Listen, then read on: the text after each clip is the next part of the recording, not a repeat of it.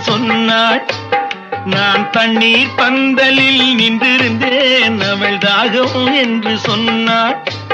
நான் தன்னன் தனியாய் நின்றிருந்தேன், அவள் மோகம் என்று சொன்னாள்.